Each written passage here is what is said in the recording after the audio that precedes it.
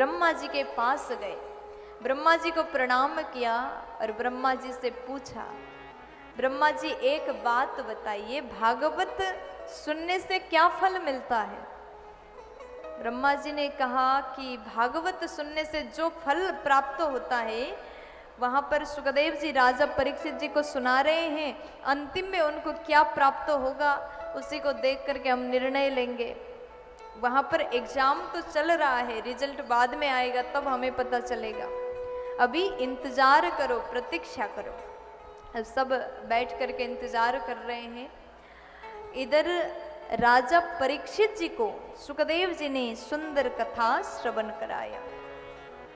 जैसे सुंदर भागवत सुनाया, प्रथम दिन से लेकर के 7 दिन जैसे कथा श्रवण किया, राजा परीक्षित के लिए बैकुंठ से विमान आता है और विमान में बैठ करके राजा परीक्षित जी भगवत धाम चले जाते हैं। बोलिए परीक्षित महाराज की, सुखदेव भगवान की।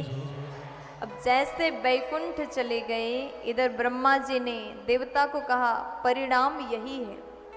7 दिन कथा सुनने के बाद राजा परीक्षित के लिए बैकुंठ से विमान आया, यही भागवत जी का फल है। जैसे इतना बताया तो उसके बाद देवी देवता बोले कि हमें आप और अच्छे से समझा दीजिए।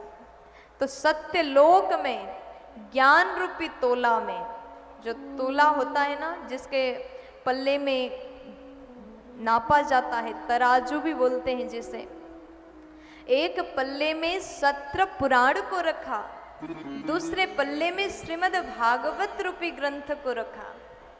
लेकिन भागवत जी के महिमा के कारण, भागवत जी के गरिमा के कारण भागवत महापुराण सबसे ज्यादा भारी हो गया। अन्य पुराण भागवत जी के सामने हल्के पड़ गए।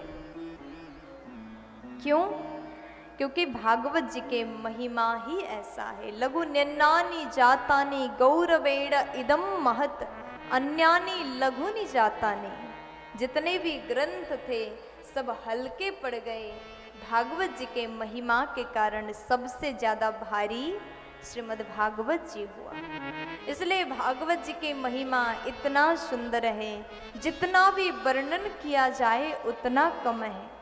इसलिए यहाँ पर भी भागवत श्रवण करके संसार के लोग भी, कलियुगी प्राणी भी अगर मोक्ष पाना चाहते हैं, भगवत चरण को प्राप्त करना चाहते हैं, तो मात्र एक साधन श्रीमद् भागवत कथा। जीवन में कुछ करो ना करो, लेकिन एक बार अपने जीवन में भागवत महापुराण जरूर सुनिएगा।